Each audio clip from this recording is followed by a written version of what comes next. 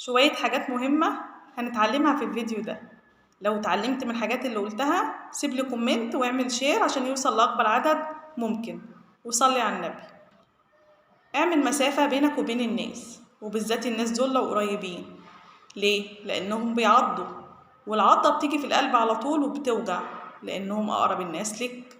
ما تنساش إن انت جاي الدنيا عشان تعيش حياتك، مش عشان تركز في حياة حد ولا تعيش قصة حد. ابعد عن قصة أي حد وركز في حياتك عشان هتندم وهتهلك.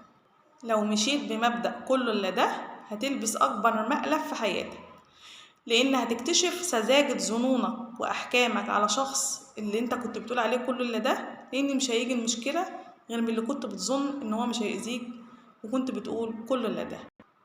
كله إلا نفسك، اوعى ترخصها تحت أي بند، خليها غالية أوي. نفسك غالية أوي أوي أوي.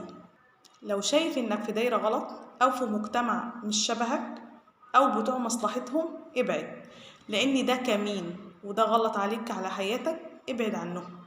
اللي فهم الناس والدنيا صح هو اللي ما يديش لحاجة أكبر من حجمها. يفضل بس إنه يعيش شخص متسامح، لا يأذي ولا يتأذي. شخص مسالم شاري دماغه وقافل على نفسه وقافل على حياته.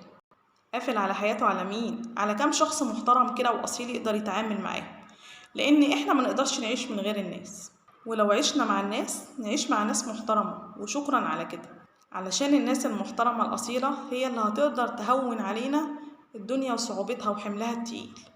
لأن الصحبة الكويسة ونس، والأخوة ونس برضه، بس الدنيا على قد تفاهتها نخلينا ما نوجعش قلب بعض، ونقدر نفوت على قد ما نقدر في اللي جاي واللي فات.